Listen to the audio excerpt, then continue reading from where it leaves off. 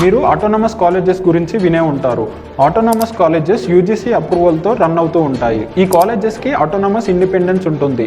అంటే syllabus design చేయడం, exams conduct చేయడం, రిజల్ట్ డిక్లేర్ చేయడం లాంటి మెయిన్ థింగ్స్ వల్ల ఓన్గా డిసైడ్ చేసే ఫ్రీడమ్ ఉంటుంది. దీనివల్ల కాలేజెస్ ఇండస్ట్రీ నీడ్స్ని బట్టి సిలబస్ డిజైన్ చేయడం అండ్ జాబ్ ఓరియంటెడ్ కోర్సెస్ని ఇంట్రడ్యూస్ చేయడం లాంటివి చేస్తారు. దీనిలో ఉండే strict evolution system and clear result process లాంటి వాటి వల్ల మంచి నాలెడ్జ్ రావడంతో పాటు ఇండస్ట్రీ రెడీ స్కిల్స్ డెవలప్ అవుతాయి. ఇందులో కూడా autonomous institute, autonomous university and autonomous deemed to be universities లాంటివి ఉంటాయి. ఆటోనమస్ ఇన్స్టిట్యూట్ అంటే ఏదైనా ఒక యూనివర్సిటీకి అఫిలియేటెడ్ గా ఉండి syllabus, exams and results control చేసే పవర్ ఉంటుంది.